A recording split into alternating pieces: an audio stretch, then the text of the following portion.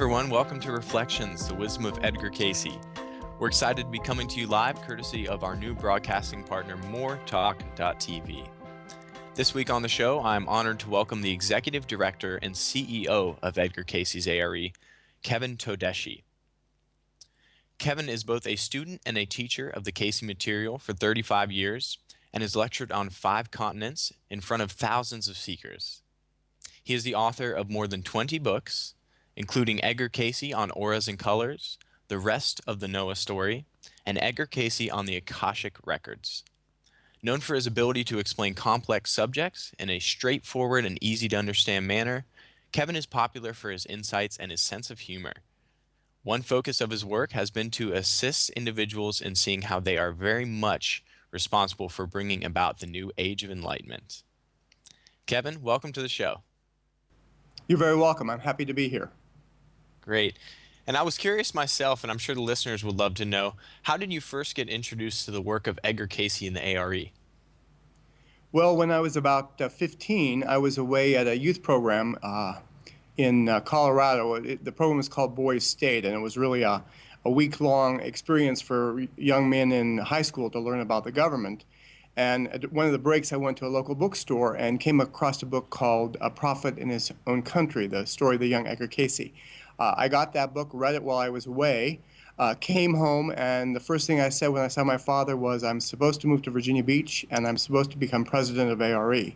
And that became really a goal of mine all through the rest of high school and through college. And in fact, when I first moved to Virginia Beach 32 years ago, I used to jokingly say, one day I'm going to be president of A.R.E. And the then president, Charles Thomas Cayce, one day asked me to quit saying that. He said, quit saying that, please.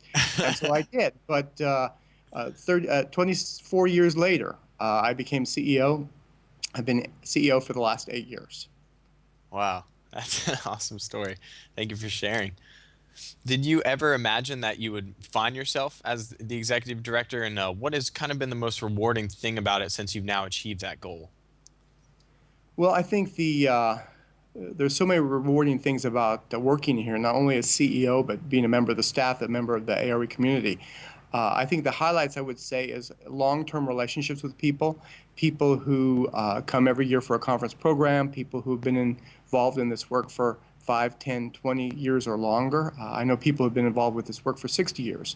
So certainly Wow. the relationships are one thing.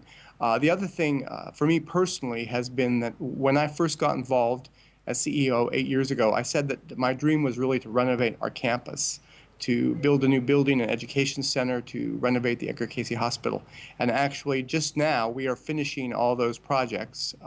We're having a grand opening in June to showcase all that we've done in the last 8 years. So that has really been a personal reward for me to make sure that that happened. That's great. Yeah, and I'm sure everybody who's visited in the past year or two has noticed the renovations taking place. And is there any one renovation in particular that's really near and dear to your heart that you're really most excited to kind of reveal to the public? Well, there's so many.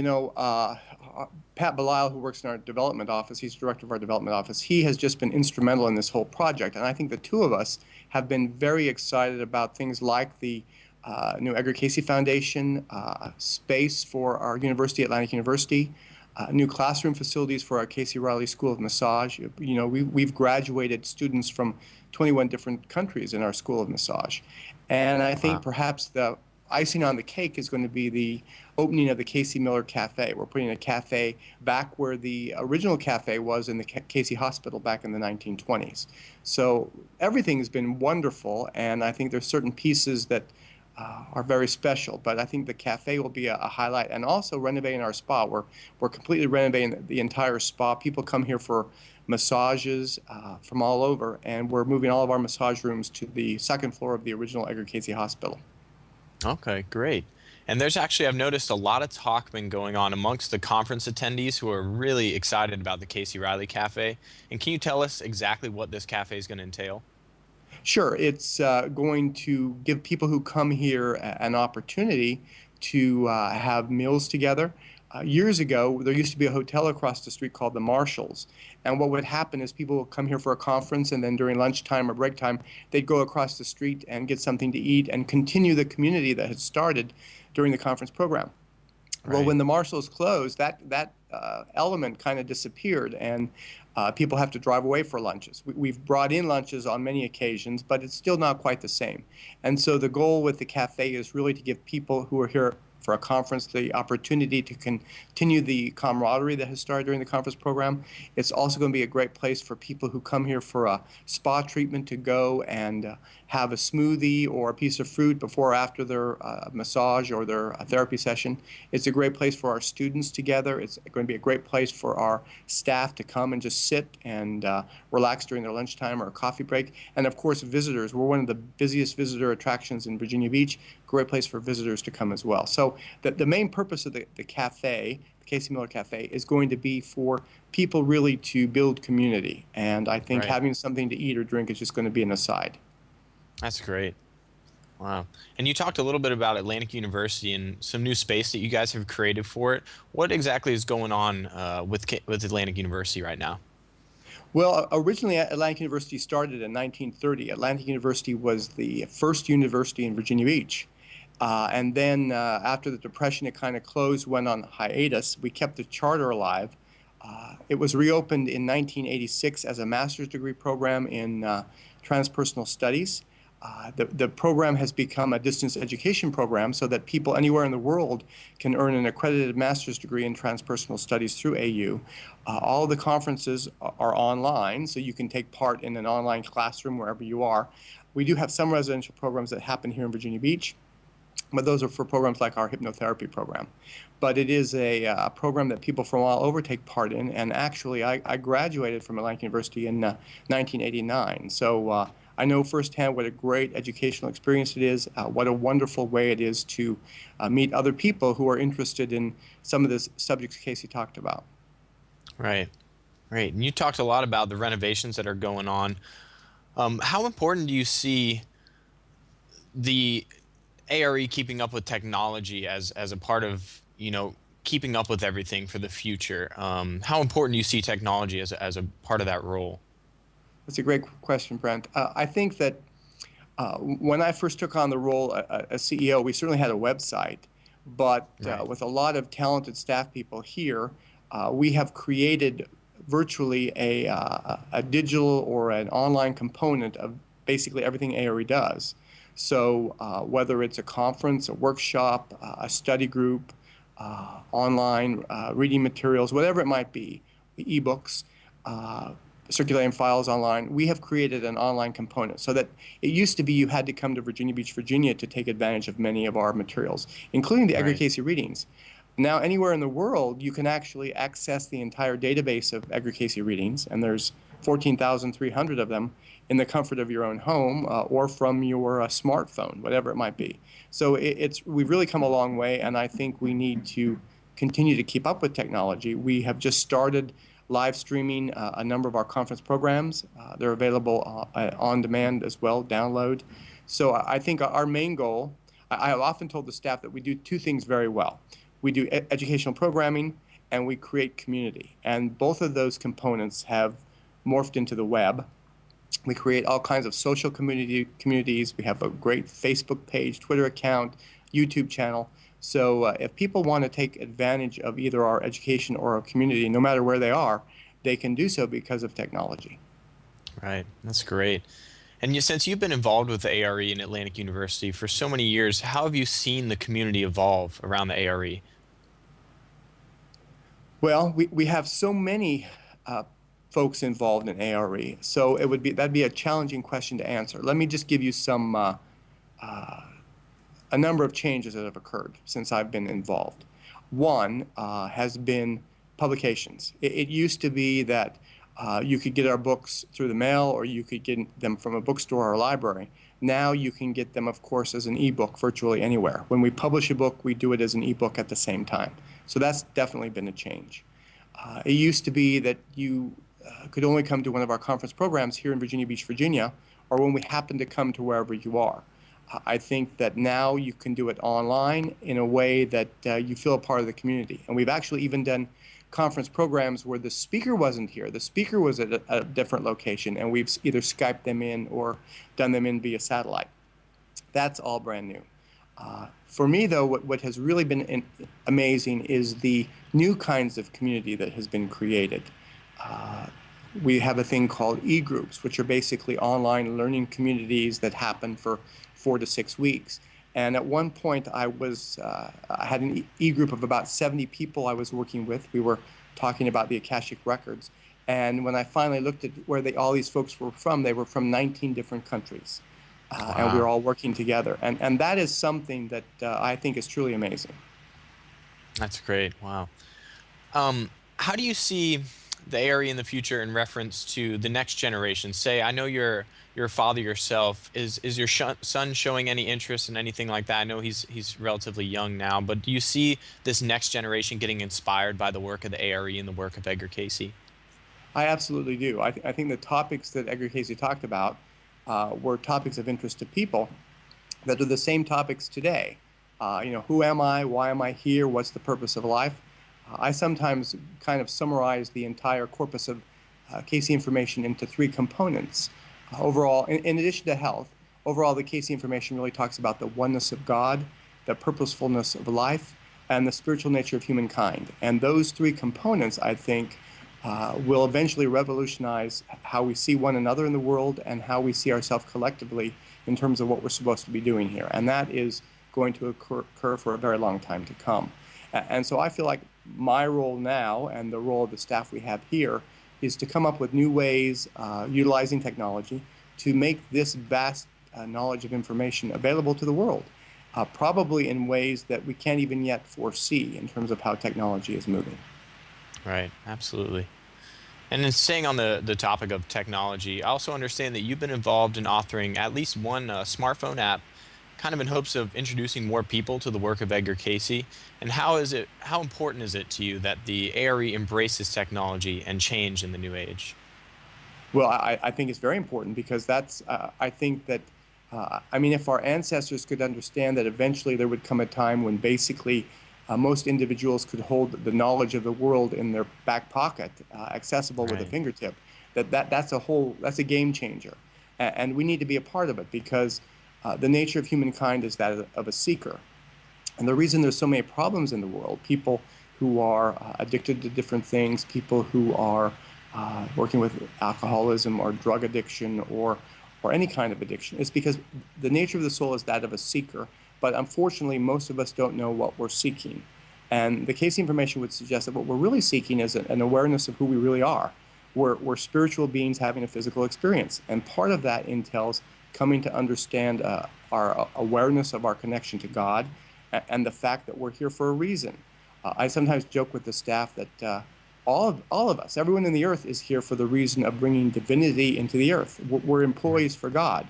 The problem is that most of us don't even know we're working for God. Some of us have forgot to clock in, and some of us are only working part-time. And that's really why we're here. And Right. eventually, the whole world's going to come to that awareness. And I think that awareness will transform the world. And Right. I'm just glad we're going to get to be a part of that. Yeah, absolutely. And I know Edgar Cayce has been referred to by the American Medical Association as kind of the father of holistic health. How important do you think his health readings are going to be for the future as you see this movement of people becoming more involved in conscious living and making more conscious decisions about what they put into their body? Well, for those people who don't know, the bulk of the Edgar Cayce information really is about health. About 9,000 of the readings that we have copies of are health related. And obviously, healthcare and medicine has come a long way since Edgar Cayce was alive. But the principles, especially, and some of the insights has are insightful. Cayce talked about energy medicine and vibration, attitudes and emotions. He was talking about what today is probably the normal diet. But I think the real help that's in the Cayce readings right now is his approach to wellness and the role each and every one of us has in maintaining a healthy body, mind, and spirit. And I think that information is going to be helpful for many decades to come. Here in Virginia Beach, we have a health center. We just recently hired a medical director that oversees our health center and spa, our Casey Riley School of Massage, and also the health material that we put out. We have Edgar Cayce health material on virtually any topic available. Because again, people just like you and I came to Mr. Cayce with problems, and the questions they ask can still be helpful to individuals today. Right. Absolutely. And what aspect of the Cayce readings were you initially drawn to and maybe you still hold very dear to your heart? Well, that's a complicated question because there have been so many things that have interested me. And most recently, I started talking about this topic called the illusion of time. And it was probably, I would say, after 35 years of involvement with the Cayce readings, I've been involved for 40 years now, that I even came across it. And I was surprised to learn that Cayce talks about the illusion of time in probably a couple hundred readings. And so it has changed over time. But that said, if I had to say, okay, pick three topics, what are those topics that have really enthralled you the most? I would suggest that one of those topics that has truly inspired me is the Edgar Cayce material on Jesus. We have a book called Jesus the Pattern, which suggests that Cayce put Jesus in a light that actually unifies all of humankind, not just people who call themselves Christian. That somehow this soul has an integral role in helping us to understand what it's really like to walk with God and to somehow manifest spirituality in the earth. And regardless of our religious background, I think there's something we can learn from the life of Jesus. So that would certainly be one. Another thing would be the purposefulness of life, that sometimes we wonder, why am I here? What am I supposed to be doing? What is my purpose?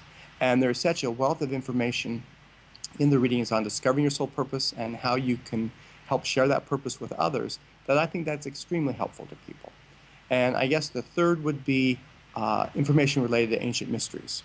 Cayce talked a great deal about ancient Egypt, ancient Atlantis, the geological history of this planet, and I think much of that information has yet come to light in terms of scientific evidence, but I think there's a lot we can learn from the past because if we learn from the past, we can help change our future. And so all those three things would be the things that have been most helpful.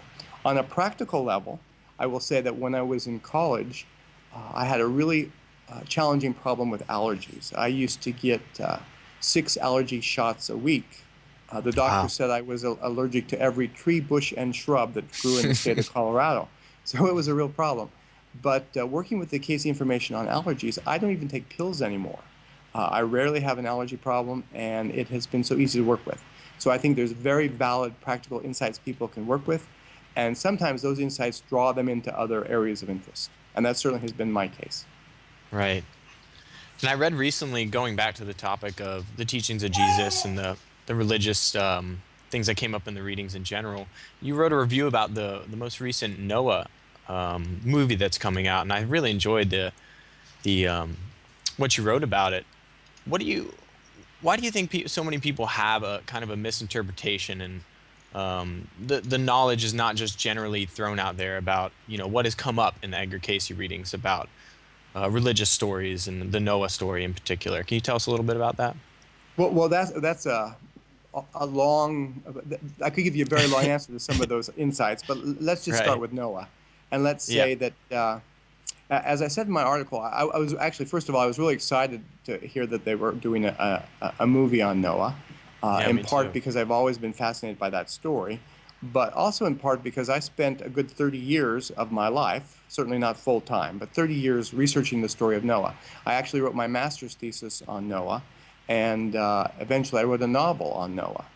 And so I have what I think is a pretty good background on what is known about Noah from all various perspectives, whether it's the Islamic perspective, the Jewish perspective, the Christian perspective, the historical perspective, and there's actually a transpersonal perspective.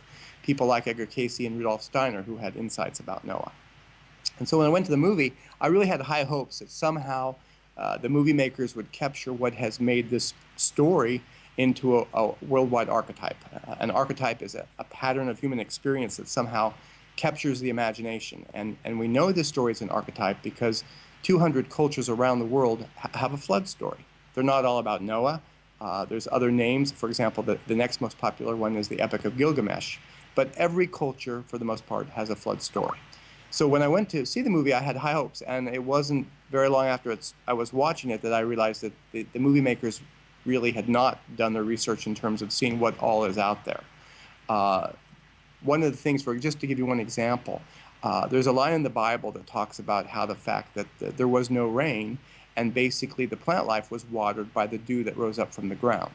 And that's an interesting idea, because then the Bible suggests that the first time it rained was with Noah and the flood.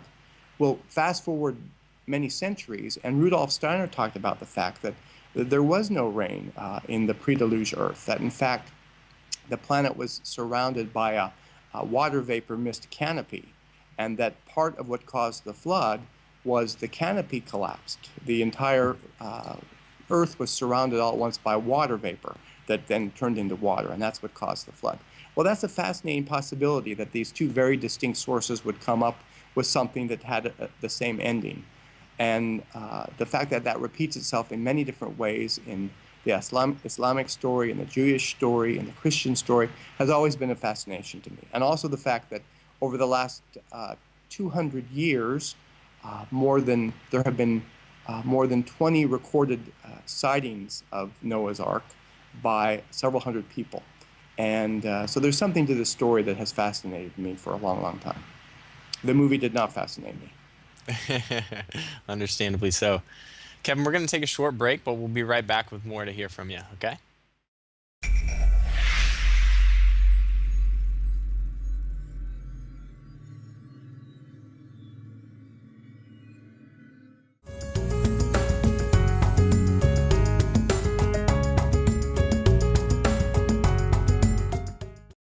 And welcome back to Reflections, the Wisdom of Edgar Cayce. We have Kevin Todeschi on the show today.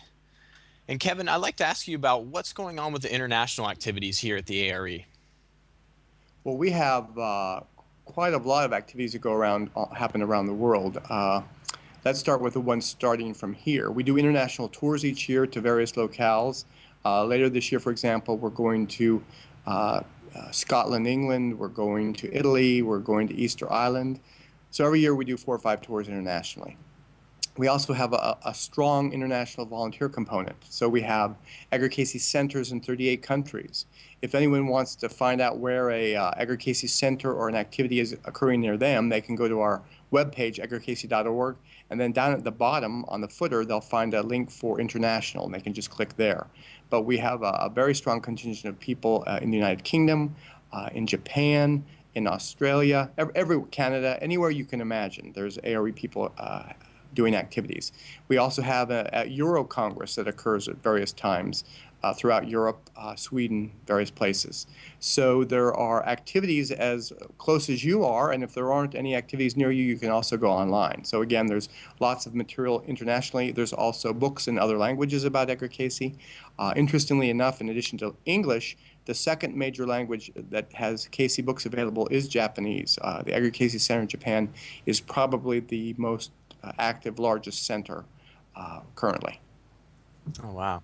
And what do you put that down to? Was there an outreach that happened at some point out in Japan, or what would you say that is the cause of that being the second biggest outpost for the A.R.E.?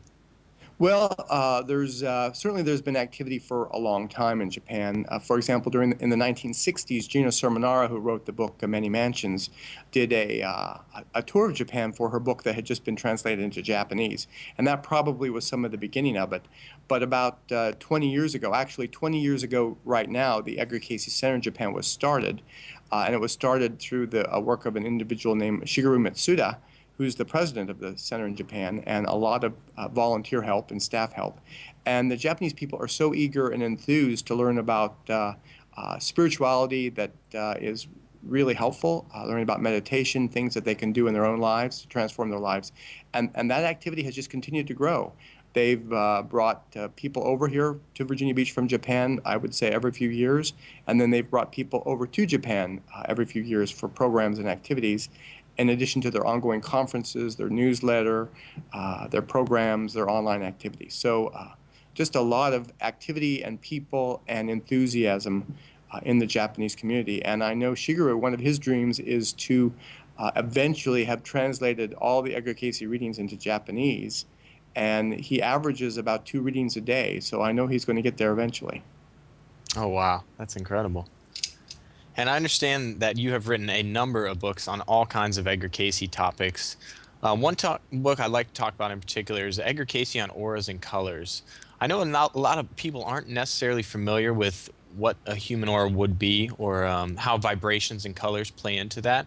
Can you give us kind of an overview of what you bring out in this book?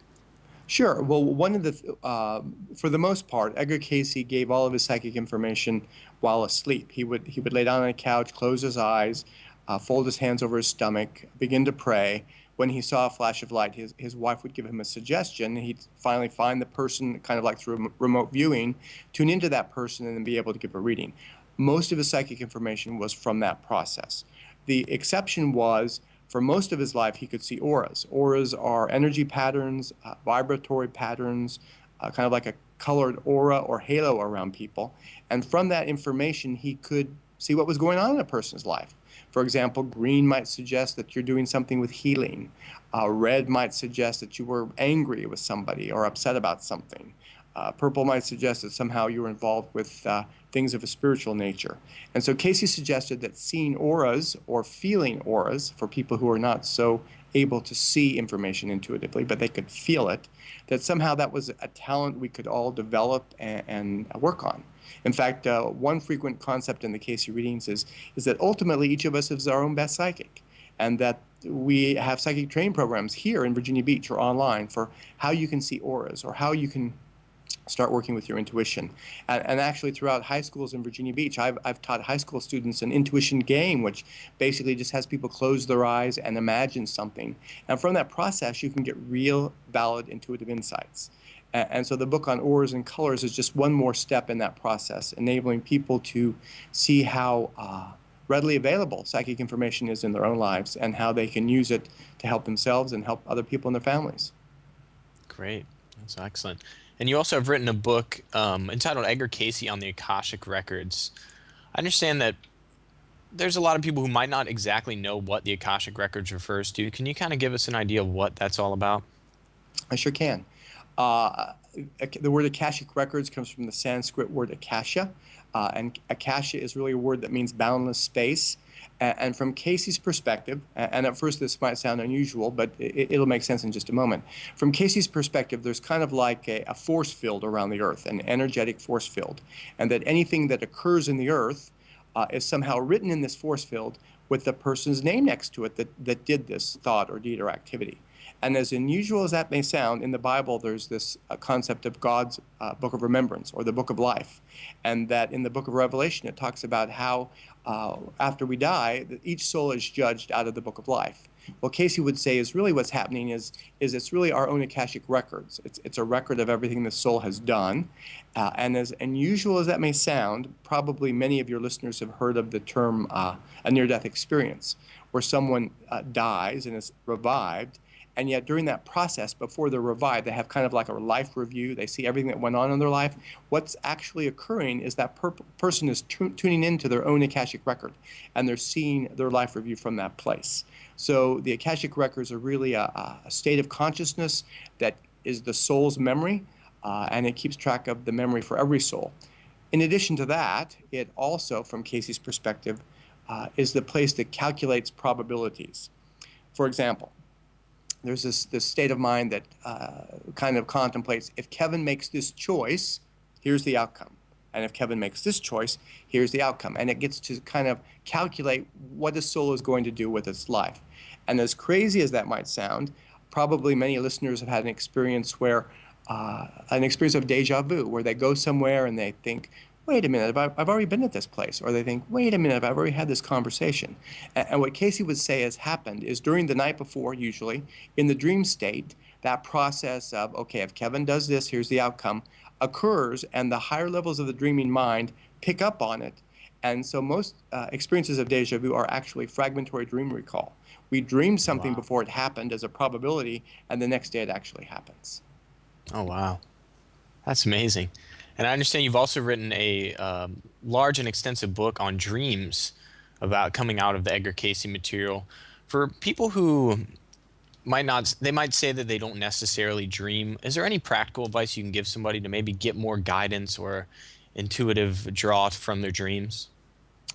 Well, actually, I would say that if I had to pick the topic that has been most helpful to me personally for many, many years and has continued to be helpful, I would say dreams. That somehow dreams have been something that I didn't think I had a talent with early on, but I found that I did have a talent early on. In fact, earlier you mentioned the app. The app I wrote is a dream app that you can download for free from our app store. It is basically a 300-word dictionary of dream symbols.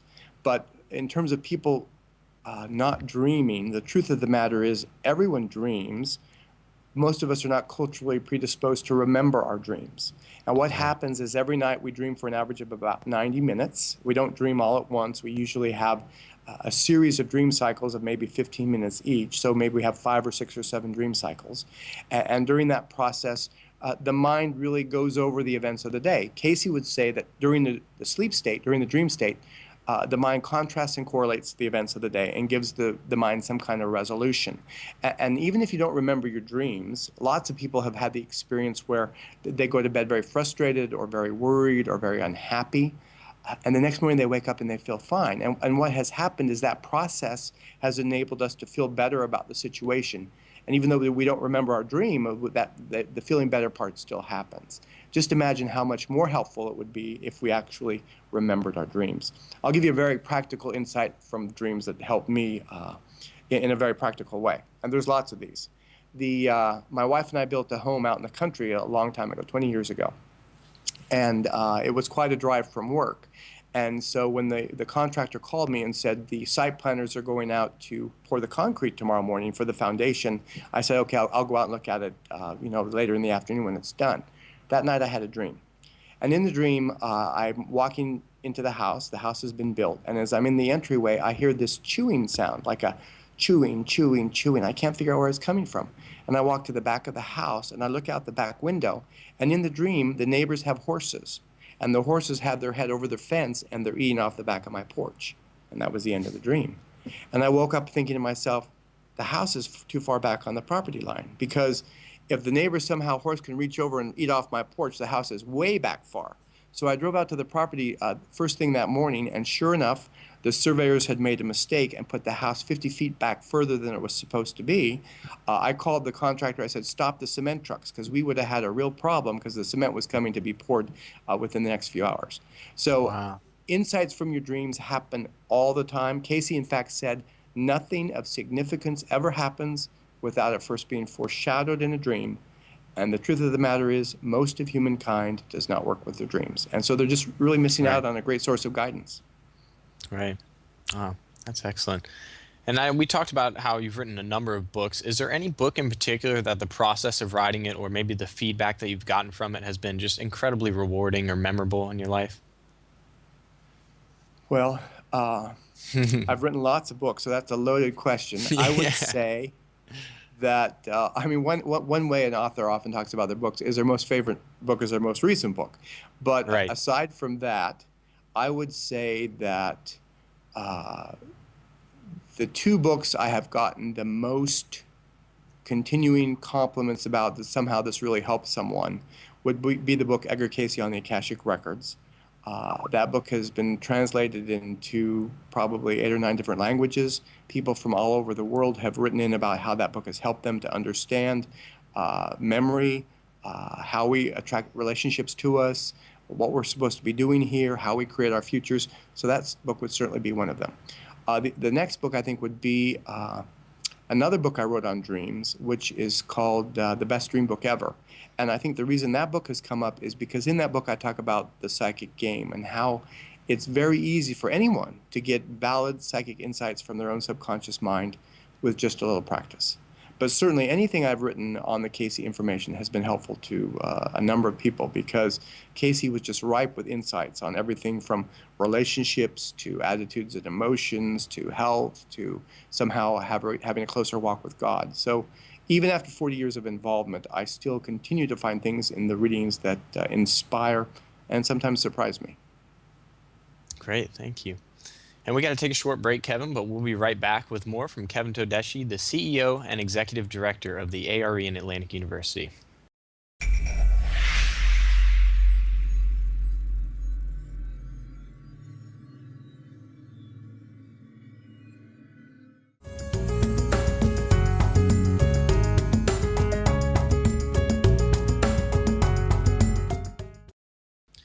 and welcome back to Reflections, the Wisdom of Edgar Cayce. We'll get right back into my interview with the CEO and Executive Director of the A.R.E. and Atlantic University, Mr. Kevin Todeschi. Kevin, if we have a lot of international viewers on the show, if they were interested in getting more involved with the work of the Edgar Cayce material or more involved with the A.R.E. or Atlantic University, what would you suggest for them to do? Well, I would go to edgarcayce.org and I would start looking around the website to see what topics are of interest to them. So regardless of where they're from or what they're interested in, Cayce talked about 10,000 different topics. That's really the first thing they can do. Another thing they can do, and I mentioned this earlier, is if they're especially from another location, and whether that location is the United Kingdom or Asia or wherever it might be, or even somewhere else here in the United States, if they go to our website, edgarcayce.org, on the bottom footer, they can find activities near them. Perhaps activities in another country, activities at an Edgar Cayce center near them, or activities in a city and state near them. We do conferences around the world, and some of the Edgar Cayce centers do conferences and retreat programs that might be helpful as well. In addition to that, we have online workshops, social networking, e-groups. So whatever their topic of interest might be, study groups, international folks and folks who are perhaps in the boondocks of the United States somewhere can take advantage of all the educational content and the Edgar Cayce community that exists out there simply by going online. We also have a membership. A.R.E.'s membership is available online for only $39 a year, and you can get our magazine virtually, our newsletter, updates on all that's occurring with A.R.E. activities around the world, and it's a great deal. And I've been a member for 40 years now, and it has been the best thing that ever happened to me. Right. And they also get access to the library. I don't know if you want to maybe touch a little bit on the library that's Sure. at the A.R.E. We can have books sent to them as well, which to me personally, being such a bookworm, and it's a huge plus to have access to that. If you want to tell them a little bit about that. Sure, we have a lot of library activity they can have. We have a virtual library. If you go to edgarcayce.org/library, you can see all kinds of content that's available online. We have circulating files you can download, Edgar Cayce pictures you can download. If you're a member, you can get access to other material, video clips, books, ebooks. We have access to the entire Edgar Cayce readings database. So there's a wealth of information and materials available wherever you are in whatever format you'd like to receive it. Right, great. And I know the A.R.E. has a youth group, and they do a lot with camps during the summer. Can you tell us a little bit about the youth and the adult camp that the A.R.E. offers? Sure. In addition to activities here in Virginia Beach, for example, we have our Casey Riley School of Massage. Lots of those are younger people, whether just out of high school, just out of college, or perhaps just out of a stint in the military. We also have a camp in the western part of the state that offers family camps. Those would be a week-long camp for families of all constituencies, all ages, that they would go for a week of educational programs based on the Cayce material, as well as eating a healthy diet, just having camaraderie with other people, fellow seekers. We also have children's camps, 2-week camps for children that are not with their families or just by themselves for a couple of weeks. And they do all kinds of nature walks, activities, hikes, crafts, educational programs, singing. And then we have young adult retreats where basically young people between the ages of maybe 18 and 30 and people who want to be younger maybe sometimes can be taking part as well. But these are just programs where they can talk about things like relationships, discovering your soul's purpose, understanding the meaning of life, whatever it might be. So we have programs and activities and materials catered to whatever your area of interest might be. Right. And for those who get the chance to visit the A.R.E. in Virginia Beach, I know there's a number of daily activities going on. Can you tell us a little bit about what the A.R.E. offers day to day? Sure. We have free visitor activities. In fact, I sometimes joke that's why we're so popular, because we're free. We Right. have a free daily lecture. We have a free movie on the life of Edgar Cayce. We have on-demand video that we show in the lobby as well. An overview of all the things that are happening here. I've done a presentation before to the staff of really the areas of interest in the Cayce material that people can watch as well. And you don't have to come to Virginia Beach to watch some of these. For example, I believe we have probably close to 100 programs now on our YouTube channel. The easy way to find it is you just go to edgarcayce.org and at the footer type on our YouTube page. But our YouTube channel has over probably 100 programs on virtually any topic you can imagine. So if you want to learn more about dream interpretation or ESP or the Akashic records or ancient mysteries or whatever it might be, you can go there as well to find information and insight. Great. And as a speaker, you're very well known amongst the A.R.E community and elsewhere that you're known for your ability to explain complex topics in a straightforward and easy to understand manner. And you're also very well known for instilling your talks with a sense of humor, which is extremely important in my opinion. How has this helped for you to assist individuals in seeing that they're very much responsible for bringing about the new age on an individual level as well as a collective? Sure. Can you repeat the question? No, I'm just Yeah, kidding. yeah, yeah. How has your style of lecturing helped you? What has the feedback been from the people that attend your lectures on just your style of lecturing and how it's helped them to understand that, as an individual, we need to make individual choices day to day in order to help bring about this new age of enlightenment. It starts with us. Okay, let me explain it this way. Whenever I try to give a talk or I know I have to talk to a group of people, I really want to make sure I understand what I'm talking about. So Mhm. sometimes the Cayce information can come across very complicated. Sometimes the verbiage he uses is hard to understand. So I've made a career really out of simplifying what Edgar Cayce said in a variety of ways. And so part of the process I like to go through when I'm talking about something is to simplify it so that I really understand it well enough to explain it.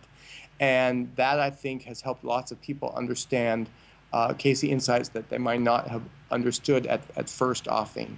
I also like to use humor because I think that so often people who are involved in this kind of work related to spirituality, people are trying to talk about how serious everything is, that they lose a sense of humor. And there's a line in the Edgar Cayce readings that even Jesus told jokes before he knew he was about to be crucified. That somehow I think humor is a leavener that helps bring people together and opens them up to new insights in ways that just talking to them does not necessarily do. And the reason I want to make people really understand their role in creating a new world is I think that that's our job, that somehow each and every one of us collectively is responsible for transforming the world. And ultimately, none of us is going to be done with this process until everybody has made it. And I'm convinced that one role we have to play as a people, a world people, is to help every single person we know help to transform their lives to the best of our ability. And I would say those are really the reasons, to make things practical, easy to understand, open people up to them, and to make them feel really positive about their own role they can play in this personal transformation process. Right. That's great. Very inspiring.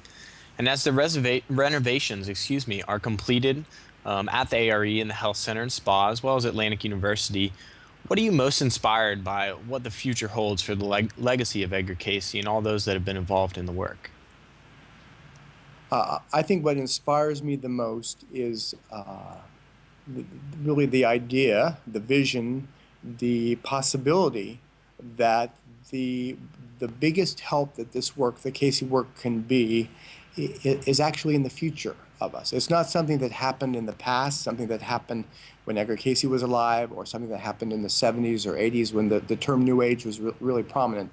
But instead, I think that the biggest impact this work will have on the world is in the future, because much of the Cayce information is timeless, that we are moving into technological breakthroughs and ways of making this material available that Edgar Cayce himself could never have imagined. When Edgar Cayce was alive, the readings were not indexed, meaning that we had a bunch of readings, but no one really knew what was in each one because they weren't on a computer or they hadn't been topic headings on them. And now you can access that information in the blink of an eye. And so I think that this insight, this material, this wisdom is now available in ways that are more readily available. And I think the world is ripe and ready for so much that Edgar Cayce had to talk about.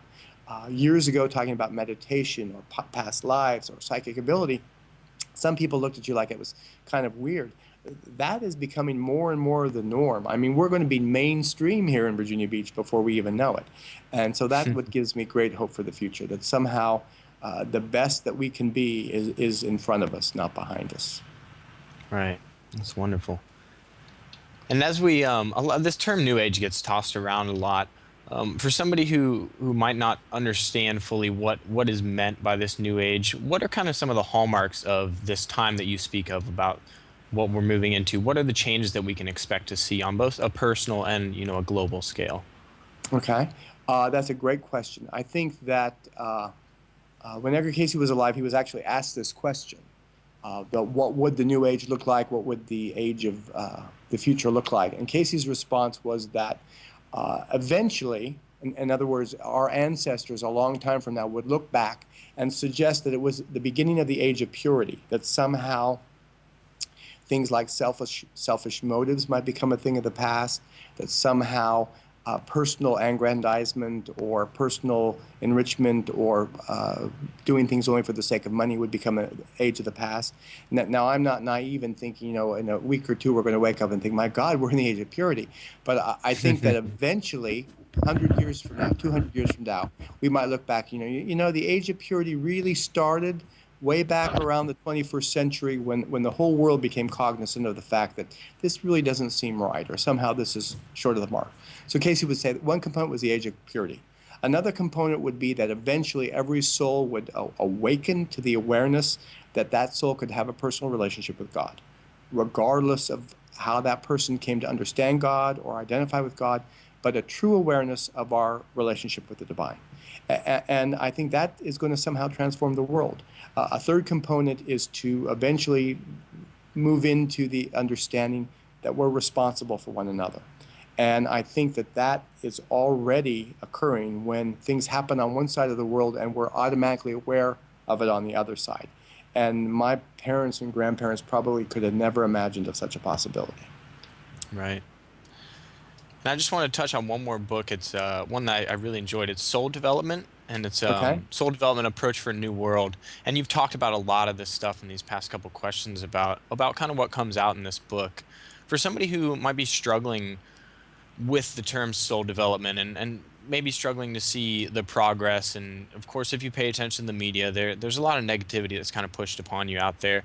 What would you give as kind of some practical suggestions for how to, work on soul development and stay positive, happy, and healthy as we move into this new age, this time of change? Okay, there's actually that book, whether it's called Soul Development, Soul Growth, or Mastering Your Soul Growth. It's the same book, been reissued a number of times. But Right. essentially, Cayce gave three tools for transforming your life, and I'll just briefly go over those three, and that's the corpus of the book, really. Tool number one is to set a spiritual ideal, that somehow that we all have within us something better than we're currently working on, and whether that is to become more loving, to become more understanding, to be more compassionate, more empathetic, a better listener, whatever it is, we need to set a spiritual ideal and then really start trying to focus on what that would look like if we became that person. The second step is to work with personal application. That if I'm really working on becoming a more loving person, application means I really need to try it. I need to try being a more loving person at work, at home, in my social settings, when someone cuts me off in traffic. How would a loving person respond to this? If I'm trying to become a more forgiving person, how would a forgiving person respond to this? So application is really trying to respond to whatever we've set as the ideal. And then the third component is personal attunement. There's a wealth of information in the Cayce readings on attunement related to learning how to pray and meditate, working with somehow getting quiet, tuning into the divine presence that is with us at all times, and then just trying to get quiet with that and set aside the thoughts for the day. And if we can truly work with ideals, application, and attunement, we can transform ourselves and in turn transform society. And I think that's why we're here. That's great. And you also written, I'll just touch on one more book, Edgar Cayce's ESP. A lot of people may not have a draw or even believe in ESP. What is something that you could suggest that would help them better understand and be able to acknowledge that ESP, in fact, is a part of our life working through us constantly? Well, I think it's the challenge when we say ESP is all at once people think there's going to be something that is infallible, and I like to start out by suggesting that if someone had a great business advisor or a good stockbroker, they would not expect that stockbroker to be 100% accurate. Or if someone had a great teacher, they wouldn't necessarily expect every lesson out of that teacher's mouth to be the best lesson that they ever heard. But as soon as you use the term psychic ability or ESP, people somehow assume that it's infallible. And I would like to suggest instead that it is an extended sense perception that we all have, and sometimes it comes in the form of a hunch, sometimes it comes in the form of a deja vu, sometimes it comes in the form of a warning, or we think, I better not do that today, that we all are psychic. And the more we start relying on our psychic ability, our intuition, our feelings, wondering what our children are up to, whatever it might be, the more it can become a part of who we are. It's just like any other instrument. If we're learning how to play handball, or we're learning how to bowl, or we're learning how to play the piano, whatever it is, it takes practice. And as you practice working with your ESP, it becomes more a natural component of who you are. And that's why the psychic game I work with, where just working with your imagination, is so invaluable at helping people see how easily psychic ability can be for them. In fact, when I do the program, the psychic game program, I always say, I am promising you a psychic ability, a psychic experience today, and if you don't have one, you can have your money back. And I have never given anybody their money back. So there is something readily accessible in terms of psychic ability. We just didn't know we could access it. And Kevin, for our listeners, can you let us know what you got in the works for the future? What personally you're working on? Well, I'm always working on another book. So right now I'm working on this topic of time and the illusion of time that has just really become of fascination to me recently. And there's actually case histories of people who seem to recall being outside of the illusion of time and having experiences in the past, present, or future that were happening right now. So I'm kind of working on something related to time that will make it easy for people to understand. Wonderful. We look forward to that, and thank you so much for all your contributions and taking time out of your busy day to share with all your insights into the A.R.E. and what you've been working on and what everybody at the A.R.E. has been working so hard to accomplish. So thank you so much for being on the show today, Kevin. You're very welcome, and I just invite the listeners to come to edgarcayce.org and to see all the insights and material that's available to them, because regardless of their field of interest or inquiry, or regardless of where they are in life, I think there's material in the Cayce information that can really be helpful to them at this point in their lives. Kevin, thank you so much for joining us today on the show. Thanks for having me on the show. Hope everyone enjoyed my interview with the Executive Director and CEO of Edgar Cayce's A.R.E. and Atlantic University, Kevin Todeschi. When he's not out sharing his wisdom of the readings with seekers around the globe, you can find him at Edgar Cayce's global headquarters here in Virginia Beach. Kevin encourages all to come visit us here in Virginia Beach and check out all the exciting renovations and things that we offer daily. To learn more about upcoming events and daily activities at the A.R.E., you can visit our website at edgarcayce.org. Also, don't forget to check out Kevin's books on a number of topics that came up in the Edgar Cayce readings. They're available online at arecatalog.com. On behalf of everyone here at the Association for Research and Enlightenment and our partner moretalk.tv, thank you so much for tuning in to Reflections, the Wisdom of Edgar Cayce. I'm your host, Brenton Bickerstaff, reminding you to make the world a better place simply because you have lived in it. I'll see you all next week.